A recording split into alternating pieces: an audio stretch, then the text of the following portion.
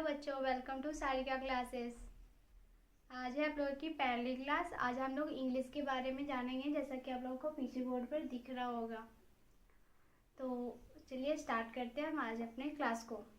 आज है हमारा इंग्लिश का क्लास। आज हम लोग जानेंगे इंग्लिश क्या होता है, इंग्लिश की मतलब शुरुआत कहाँ से हुई, कैसे हुई, सब जानेंगे आज हम लोग।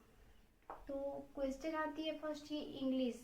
तो इंग्लिश है क्या, जैसे कि मतलब व्हाट इज़ इंग्लिश। तो कुछ लोग बोलेंगे इंग्लिश इज ए सब्जेक्ट, कुछ लोग बोलेंगे English is a language, but it's not, ये सही डिफिनीसन नहीं है। इसका डिफिनीसन कुछ और ही होना चाहिए। ऐसे आप बोलोगे कि सब्जेक्ट है, कोई लैंग्वेज है, तो ये प्रूफ नहीं हो पाएगा ना। तो आज हम लोग जानेंगे कि इंग्लिश होती क्या एग्जैक्टली। तो यहाँ पे लिखा हुआ है व्हाट इज़ इंग्लिश। आज हम लोग इसका डिफिनीसन जानेंगे।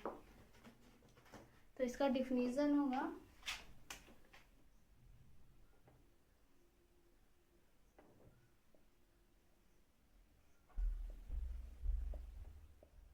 English is a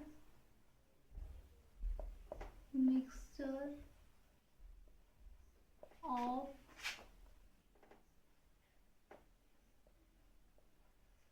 many language. इसका डिफिनीसन हो गया, ये इसका करेक्ट डिफिनीसन है। English is a mixture of many language. Mixture का मतलब आप लोगों को पता ही होगा। मिक्सचर मतलब मिश्रण, बहुत मतलब मिक्सचर ऑफ मेनी लैंग्वेज, बहुत सारे भाषाओं का ये मिश्रण है।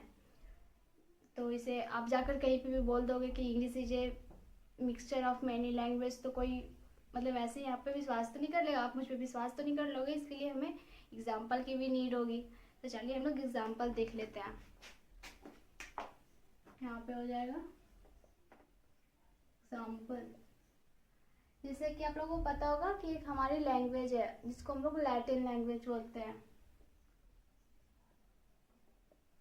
लैटिन, हम लैटिन लैंग्वेज में जानेंगे।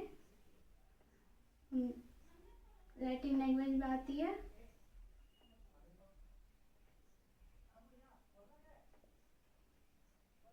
एक मिनट गाइस।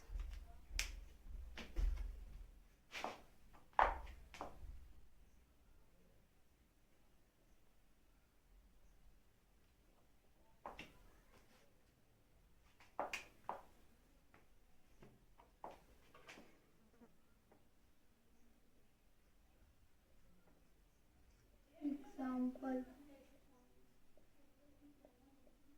लैटिन लैंग्वेज में हम लोग जानेंगे नाउन,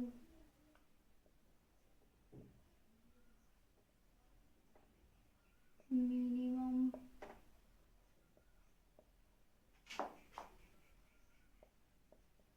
etc। जैसे कि आप लोगों को पता है ये हमारी एक लैंग्वेज है लैटिन लैंग्वेज, पता है आप लोगों को। और लैटिन लैंग्वेज जैसे कि आप लोग बोलते हैं noun, what is noun. Noun is the name of person, place, things, animals, मतलब होती है ना। तो ये नाउन से तो आप लोग समझते हो ये इंग्लिश की वर्ड है, लेकिन ये इंग्लिश की वर्ड नहीं है, ये लैटिन लैंग्वेज की वर्ड है। जैसा हो गया मैक्सिमम, मिनिमम, तो ये हमारी लैटिन भाषा की वर्ड है। लेकिन ये मतलब हम लोग इंग्लिश ट्रांसलेशन वगैरह बनाते हैं ना, तो इंग्लिश में हम लोग यूज़ करते हैं, तो हम लोग को लगता है वो इंग्लिश का, लेकिन वो इंग्लिश का वर्ड नहीं है। हम लोग नेक्स्ट जानेंगे फ्रेंच। फ्रेंच भाषा है, फ्रेंच भाषा में हम लोग देख लेंगे। इसमें हमारी हो जाएगी जूस,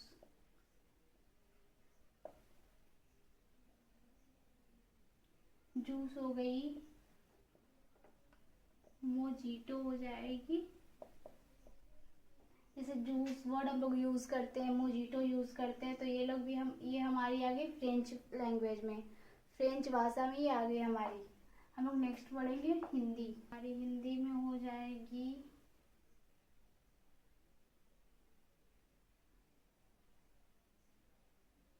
जैसे मान लो पटना, बिहार, किसी सिटी का नेम ही मान लो, जैसे कि हो गया हमारा पटना, हो गया हमारा बिहार, हो गया। तो ये हम लोग हिंदी में भी हम लोग यही यूज़ करते हैं, चाहे वो पटना हो, बिहार हो। और हम लोग इंग्लिश में भी यूज़ ट्रांसलेशन वगैरह बनाते हैं तो हम लोग यही यूज़ करते हैं, पटना, बिहार, जो भी मतलब हो, गुजरात, कुछ भी हो, तो हम लोग इसी मतलब यही यूज़ करते हैं। अब हमारा हो गया नेक्स्ट संस्कृत।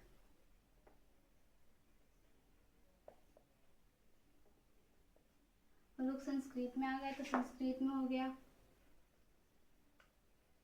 गुरु, योगा। ये तो हमारा, जैसे कि आप इंग्लिश का ट्रांसलेशन बनाते हो तो लिखते हो गुरु, योगा, गुरु, योगा, ये सब वर्ड आप लोग यूज़ करते हो। तो आप लोगों को लगता है ये इंग्लिश का सब्जेक्ट, इंग्लिश का लैंग्वेज का मतलब ये वर्ड है, लेकिन ये इंग्लिश का वर्ड नहीं है, ये है हमारी संस्कृत का वर्ड है गुरु, योगा। जैसा कि और मैं आप लोगों को एक और एग्जांपल देती हूँ। हमारी एक लैंग्वेज है स्कैंडिनेवियन, इसको लोग बोलेंगे स्कैंडिनेवियन। ओके, इसमें हमारा आ जाएगा नाइफ,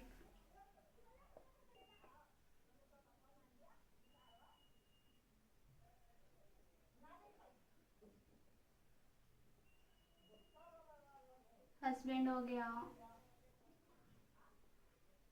अगली हो गया। जैसे आप लोग ये सब वर्ड देखते होंगे इंग्लिश ट्रांसलेशन बनाते होंगे, तो लेकिन ये हमारा स्कैंडिनेवियन लैंग्वेज का ये वर्ड है।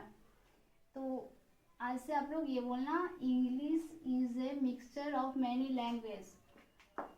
अगर कोई पूछे कि वाई, हाउ, क्यों, कैसे है ये, तो आप लोग ये एग्जांपल दे सकते हो, उन्हें बता सकते हो, आप इस चीज़ को प्रूफ कर सकते हो इस मेथड से। तो thank you guys for watching my video and मिलते हैं हम लोग नेक्स्ट क्लास में। अगली मतलब कि इसके आगे के हम लोग जानेंगे कि आगे क्या क्या होता है, क्या क्या इम्पोर्टेंट होता है और हमें क्या क्या नहीं पता। जैसे कि आप लोगों को बहुत सारे ऐसे बच्चे होंगे जिनको ये सब नहीं पता। हम लोग इसी तरह से शुरुआत करेंगे, हम लोग शून्य से जाएंगे एकदम शिखर तक। तो मतलब हम लोग उस गहराई से पढ़ेंगे ना कि मतलब सामने वाला देखता रह जाए। इसलिए आप लोग बने रहें और तब तक के लिए जय हिंद।